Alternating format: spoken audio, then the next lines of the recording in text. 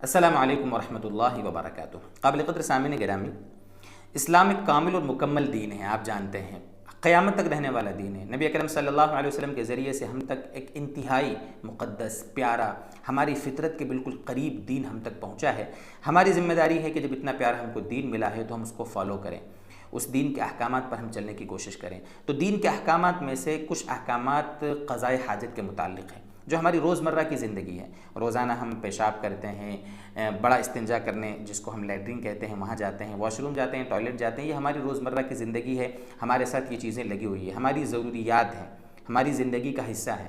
تو ہم میں سے بہت سارے ساتھی قضاء حاجت کے سلسلے میں بہت زیادہ غلطیاں کرتے ہیں، بہت زیادہ اپنے لیے نقصان کے کام کرتے ہیں۔ تو اس میں سے آج آپ کو، ویسے تو بیسیوں آداب ہیں قضاء حاجت کے کہ ہم قضاء حاجت کو بھی دین کا حصہ بنا سکتے ہیں، لیکن جس میں غفلت ہوتی ہے نا، ایسی 7 چیزیں ہم نے نوٹ کی ہیں۔ تو ان 7 چیزوں کو ہمیں خاص طور سے اہتمام سے کرنا چاہیے، مطلب ان 7 چیزیں ایسی ہیں کہ جن کا ہمیں دھیان رکھنا چاہیے۔ وہ 7 چیزیں کیا ہے؟ سب سے پہلی چیز تو دوستو یہ ہے کہ دعاؤں کا اہتمام۔ بہت بڑی غفلت ہوتی ہے، حالانکہ دوستو بزرگوں، یہ جو قضاء حاجت کی جگہیں ہوتی ہیں، جن کو ہم واش روم بولو یا ٹوائلٹس بولو، وہ ناپاک جگہ ہوتی ہیں، گندی جگہ ہوتی ہیں عام طور پر، ٹھیک ہے؟ تو ان جگہوں پہ شیاطین بستے ہیں، شیاطین کے اڈے ہیں وہ۔ خود نبی اکرم صلی اللہ علیہ وسلم کی روایات ایسی موجود ہیں، آپ صلی اللہ علیہ وسلم نے روایتوں میں صراحتاً فرمایا ہے کہ یہ جو جگہیں ہوتی ہیں، یہ ایسی جگہ ہوتی ہے جہاں شیاطین بستے ہیں، شیاطین کے اڈے ہیں۔ اس لیے میرے دوستو، جب بھی استنجا کے لیے پہنچے آپ، یا کہیں جنگل میں گئے ہیں، تو اپنے کپڑے اتارنے سے پہلے، سطر کھولنے سے پہلے دعا کا اہتمام کریں۔ میں آپ کے سامنے دعا اسکرین پہ لکھتا بھی ہوں۔ جب بیت الخلاء جائیں تو انٹری کرنے سے پہلے، پیشاب کرنے جائیں وہاں انٹری کرنے سے پہلے، آپ باتھ روم جا رہے ہیں وہاں پر جانے سے پہلے آپ باقاعدہ اس دعا کو پڑھیں۔ اللہم سے پہلے بسم اللہ بھی روایت میں آیا ہے، بسم اللہ اللہم انی اعوذ بک من الخبث والخبائث۔ کتنی آسان دعا ہے، میرے خیال سے 5 سیکنڈ لگیں گے آپ کو اس کو پڑھنے میں، 5 سیکنڈ بھی نہیں لگیں گے، لیکن ہم پھر بھی اس کو نہیں پڑھتے، اہتمام نہیں کرتے۔ خاص طور سے خواتین اس کا اہتمام نہیں کرتی، حالانکہ خواتین کو عام طور پر ہوتا کیا ہے کہ برا اثر ہو گیا، یہ ہو گیا، ہوا کا چکر ہو گیا۔ اگر ہماری بہنیں، مسلم بہنیں اگر اس دعا کا اہتمام کرنے لگ جائیں تو 80-90% ہوا کا چکر ویسے ہی دنیا سے ختم ہو جائے، لیکن کرتی نہیں ہے اہتمام اس کا۔ اس لیے ہماری ذمہ داری ہے کہ جب بھی ہم باتھ روم جائیں، واش روم، ٹوائلٹ، غسل خانہ، جہاں پر بھی ناپاک جگہوں پر جانے کی ضرورت پڑے تو ہمیں یہ دعا ضرور پڑھنا چاہیے۔ پہلی چیز تو یہ ہو گئی، ٹھیک ہے، دعا کا مسئلہ۔ دوسرا مسئلہ ہے کہ جب بھی آپ باتھ روم جائیں، یعنی پیشاب کرنے یا بیت الخلاء کرنے، ٹھیک ہے، جب بھی جائیں تو سر ڈھانک کر جائیں۔ نبی اکرم صلی اللہ علیہ وسلم کی یہ عادت شریفہ تھی۔ نبی اکرم صلی اللہ علیہ وسلم کی ہمیشہ عادت تھی کہ سر ڈھانک کر جایا کرتے تھے۔ سر ڈھانک کر جانے میں ہمارے بہت سی بیماریوں سے حفاظت ہے۔ خاص طور سے 2 بیماریوں کا ذکر کرتا ہوں۔ ایک چیز تو ہے کہ علماء نے لکھا ہے کہ سر ڈھانک کر نہ جانے کی وجہ سے نسیان کی بیماری پیدا ہوتی ہے، بھولنے کی بیماری۔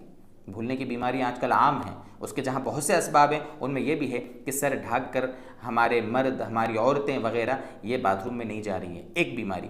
دوسری چیز، سر ڈھانک کر جانے سے حفاظت ہوگی جس بیماری سے، سر کے بال جھڑنا۔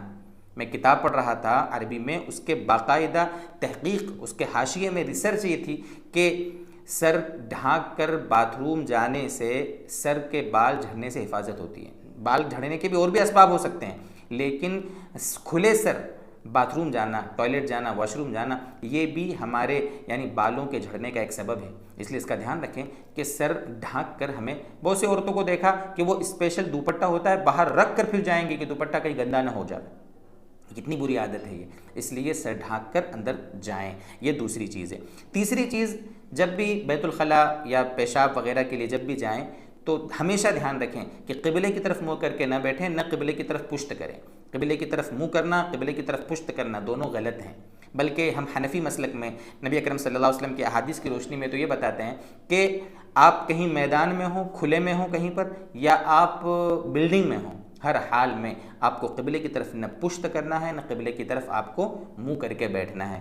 یہ تیسری چیز جس کا ہمیں دھیان رکھنا ہے۔ چوتھی چیز جس کا ہمیں دھیان رکھنا ہے، جس میں ہمارے خاص طور سے نوجوان جو مرد طبقہ ہے وہ اس میں بہت مبتلا ہے، بہت مبتلا ہے، وہ کیا ہے کہ جب پیشاب کرتے ہیں یا بیت الخلاء کرتے ہیں، خاص طور سے پیشاب کرتے وقت یہ بیماری ہوتی ہے کہ پینٹ ہے، جینس پہنے ہوئے ہیں، لوور پہنے ہوئے ہیں، اب پیشاب کرنے کے لیے بیٹھے ہیں، جو طہارت خانہ ہوتا ہے وہاں پر، تو تو مکمل اطمینان حاصل کریں۔ اطمینان کا مطلب ہوتا ہے کہ پیشاب کے قطرے نکلنے کا پورا اطمینان ہو جاوے کہ ہاں اب پیشاب کے قطرے نہیں بچے ہیں، کسی بھی طریقے سے کھکار کر ہو، وہیں اٹھ بیٹھ لگا کر ہو، ایک دوسرے پر پیر رکھ کر ہو، کسی بھی طریقے سے، یا ہلکا سا وہاں چہل قدمی کر کے کسی بھی طریقے سے مکمل قطرے اتر جائیں، اس کے بعد آپ دھوئیں، ڈھیلا استعمال کریں یا پانی استعمال کریں، جو آپ کی مرضی، یہ بہت ضروری ہے۔ ہوتا کیا ہے، ویسے اٹھ جاتے ہیں دھو کر اور ایک دو بوند جو ہے، ایک دو قطرے جو ہوتے ہیں، ایک دو ڈراپ وہ انڈر ویئر میں گر گئی یا پینٹ میں گر گئی، یہ کتنا بڑا نقصان ہو گیا، پینٹ ناپاک ہو جائے گی، نماز کیسے ہوگی ہماری، بڑا نقصان ہے۔ اس لیے استبرا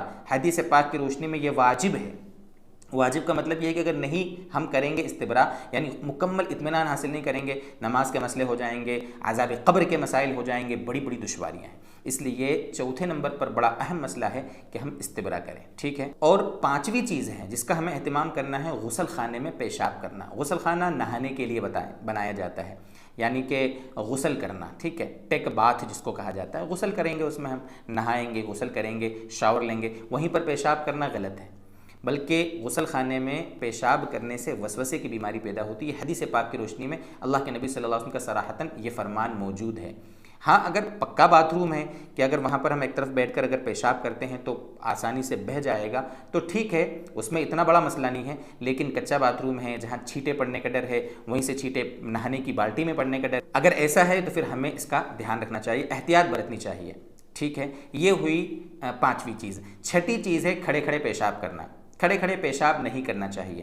نبی اکرم صلی اللہ علیہ وسلم نے صحابہ کو باقاعدہ اس کی تلقین فرمائی، خود آپ صلی اللہ علیہ وسلم بیٹھ کر پیشاب فرماتے تھے۔ کبھی مجبوری میں الگ مسائل ہیں، آپ کہیں ایسی جگہ پھنس گئے کہ وہاں پر آپ بیٹھ کر نہیں کر سکتے، نیچے ناپاکی ہے، آپ کھڑے کھڑے یعنی بیٹھ کر کرنے جائیں گے تو ناپاکی میں ملوث ہونے کا ڈر ہے، بیٹھنے کی جگہ نہیں ہے، جیسے ایئرپورٹ وغیرہ پر جو کموڈ والے جو واش روم ہوتے ہیں، کموڈ والا جو ٹوائلٹ ہوتی ہے، انگریزی جس کو ویسٹرن کہا جاتا ہے، وہاں پر ٹھیک ہے دشواری ہوتی ہے تو آپ کھڑے کھڑے کر لیں، اور اس کے بعد آپ اس طریقے سے کھڑے کھڑے فارغ ہوں کہ بھئی اپنے کپڑوں کو نہ لگے اور ٹیشو پیپر سے اس کو صاف کر لیں۔